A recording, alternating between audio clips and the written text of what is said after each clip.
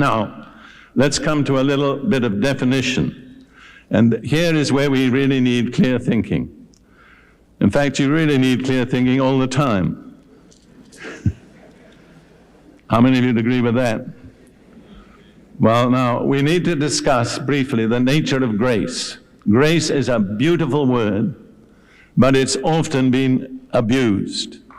I was preaching once in a certain church, and I said, as a matter of fact, the churches that call themselves grace churches often know the least about grace. And then I woke up to the fact that I was preaching in one of those churches.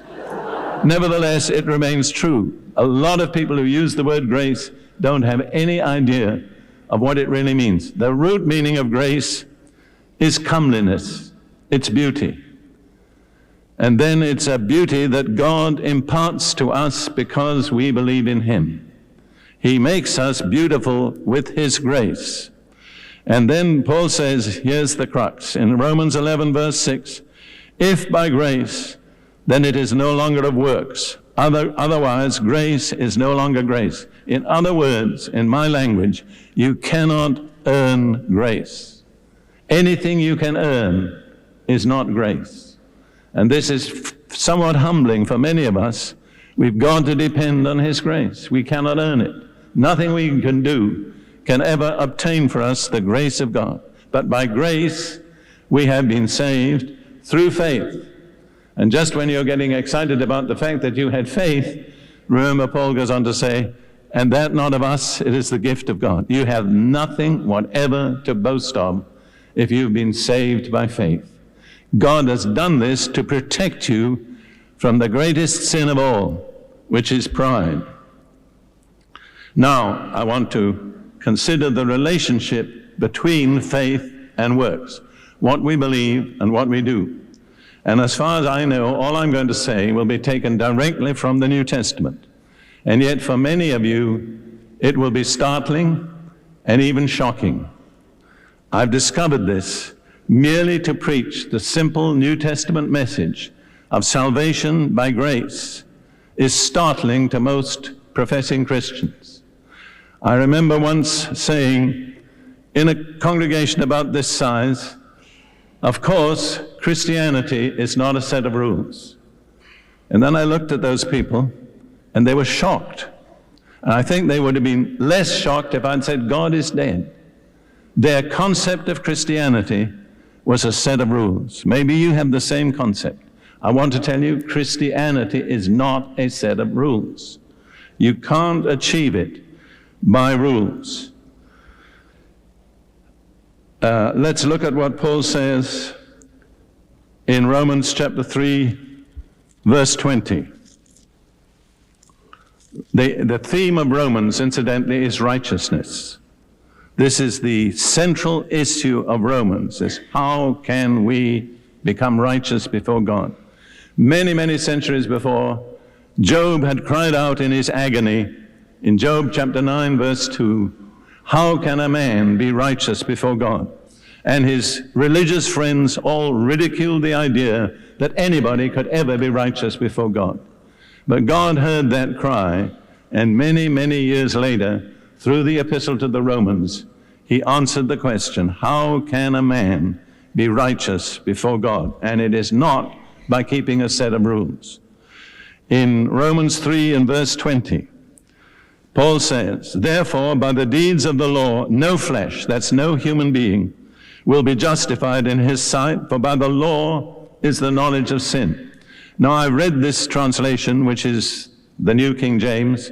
The NIV essentially says the same. Both of them put in two words which are not there. Now, I've learned Greek since I was 10 years old. I am confident in what I'm saying. They put in the phrase, the law, twice, the law. Paul doesn't say that.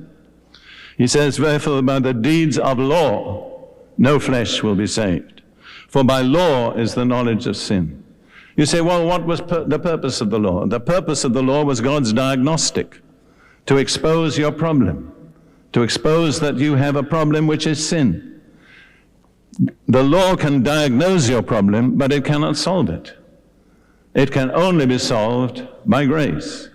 So you need the law to get you to the point where you see you need grace.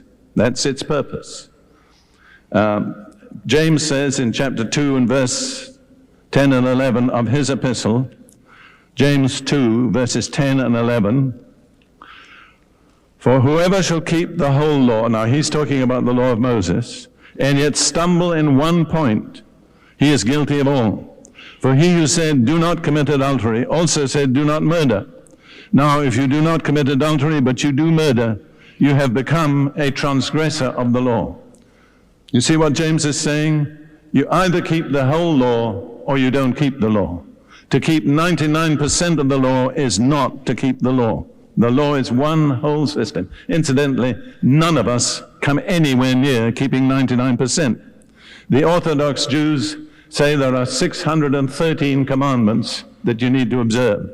And privately, they'll admit to you that they don't observe many more than about 32. No one today alive on the earth keeps the entire law of Moses. No one ever has done, except one person. You know his name? Jesus. That's right. He said to these people of his day, which of you convicts me of sin? They couldn't answer him. He's the only one who kept the law perfectly. You and I cannot do it. I discovered when I was in the British Army and I got saved, and I began to talk to people about being saved, they all began to think in terms of religion, not of salvation.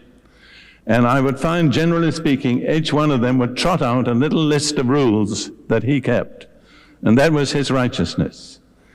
And it was specially tailored to their own situation. If there was something wrong they were doing, they didn't include that rule in their list. And I thought, this is how human mind thinks. I'm righteous by keeping a set of rules. No, you're not. You could be if you kept the whole rule, but you don't. No one does. So you cannot say, I keep so much of the law and that's all that's needed, because the law is one single system. You either keep it or you don't keep it. And if you could keep it all, God would consider you righteous. But you can't. So you're shut up to the alternative, which is grace, something you cannot earn.